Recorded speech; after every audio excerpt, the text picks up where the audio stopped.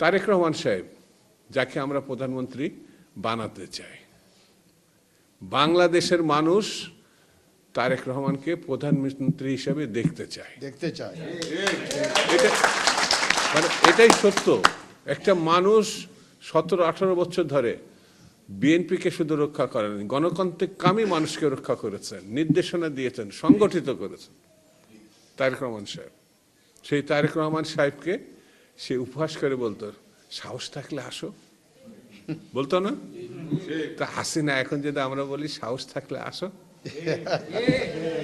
ওবায়দুল কাদের সাহেব বলছিল কি, টেমস নদীতে পাশে বসে থেকে বিপ্লব করা যায় না।